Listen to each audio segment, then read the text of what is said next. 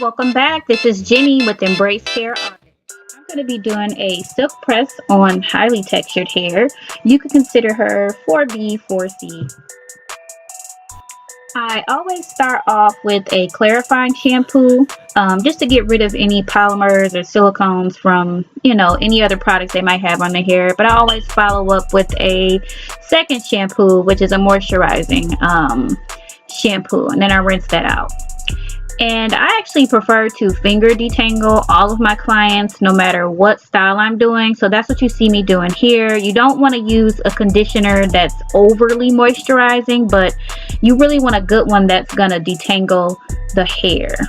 And then I pretty much do that process and rinse it out.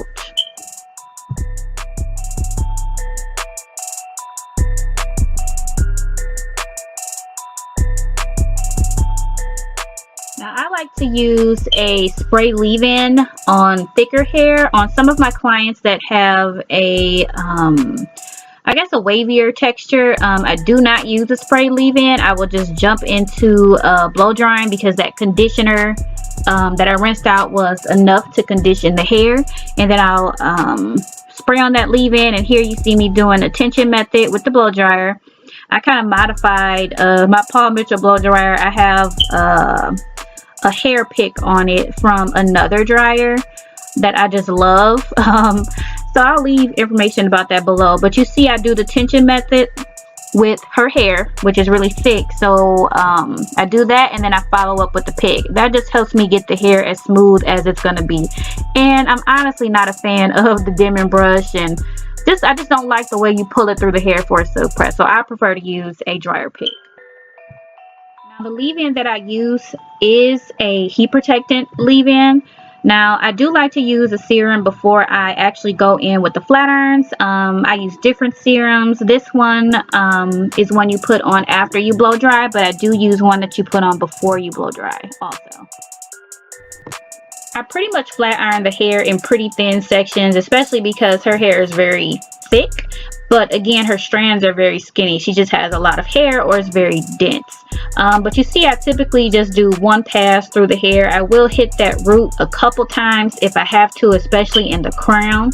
But again, I only do one pass.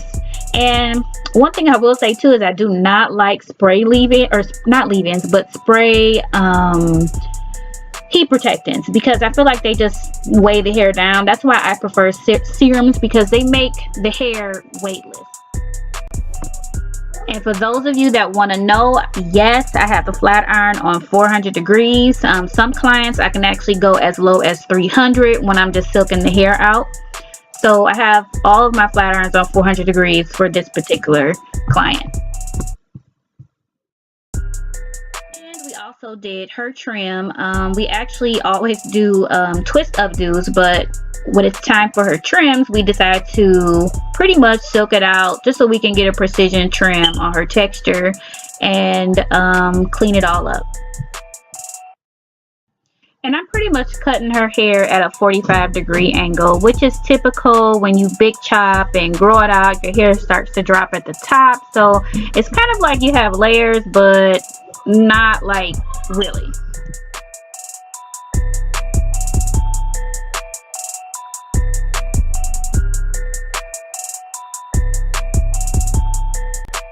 Now I'm going back in and curling with the U-Styler. I actually only like to use beveled curling irons when I'm doing curls. I do not like using flat irons to curl, because there is a difference between a flat iron and a styling iron. They are different.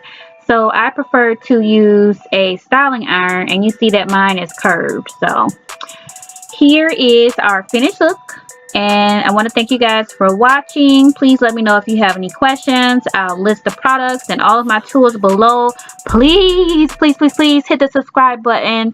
And if you want any information, if you're in my area, I'll leave booking information below. Please like, comment, and subscribe, and thank you.